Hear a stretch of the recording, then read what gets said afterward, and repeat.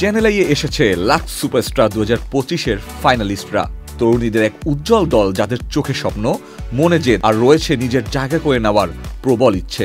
এই মেয়েদের ভিতরেই লুকিয়ে আছে বাংলাদেশের আগামী দিনের মুখ, টেলিভিশন, সিনেমা ও ফ্যাশন দুনিয়ার ভবিষ্যৎ তারকারা। চ্যানেল আই বরাবরই তরুণ প্রতিভাদের পাশে থাকে, আর এবারও তার ব্যতিক্রম হয়নি। প্রথমবার চ্যানেল আই প্রাঙ্গণে আসার অভিজ্ঞতা নিয়ে তারা জানায় নিজেদের অনুভূতির কথা। চ্যানেল আইকে ধন্যবাদ জানাতে চাই, এত চমৎকার একটি অনুষ্ঠান তারা আয়োজন করেছেন আমাদের জন্য। আর এখানে এসে মনে হচ্ছে না প্রথমবার এসেছি, মানে মনে হচ্ছে বাসায় এসেছি। সবাই এতটা ওভারওয়েলমিং, এতটা ভালোবাসা, এতটা কেয়ার, মনে হচ্ছে যেন ভাই বোন সিবলিং সবাই মিলে মানে একটা পিকনিক করতে এসেছি, এরকম একটা এক্সপিরিয়েন্স। মনে হচ্ছিল যে আমি হয়তো এত বড় কিছু এখনো হতে পারিনি এত ভালোবাসা পাওয়ার জন্য।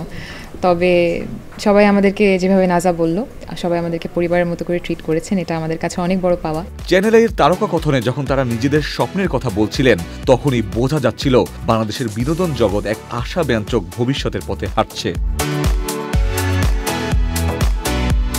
তবে তাদের জন্য অন্যরকম একটি অভিজ্ঞতা ছিল চ্যানেল আইয়ের পরিচালক ও বার্তা প্রধান জনাব শাইখ সিরাজের সাথে দেখা করা এবং আড্ডা দেওয়া।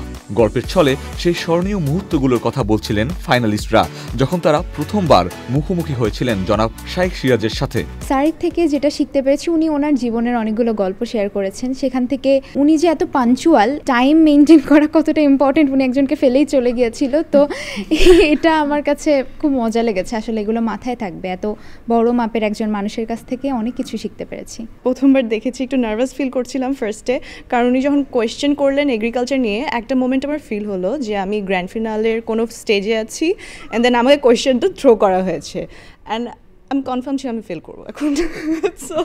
সো না, দারুণ লেগেছে, দারুণ একটা এক্সপিরিয়েন্স ছিল। So I am really thankful to all.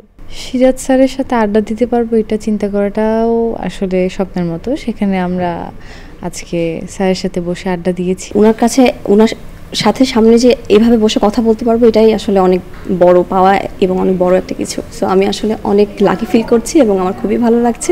প্রতিটি হাসির পেছনে পরিশ্রম, প্রতিটি চোখে লুকিয়ে আছে এক একটা গল্প। এই মেয়েরাই একদিন হয়ে উঠুক বাংলাদেশের পরবর্তী প্রজন্মের অনুপ্রেরণা। Ikhtiyar Ferdous, channel I.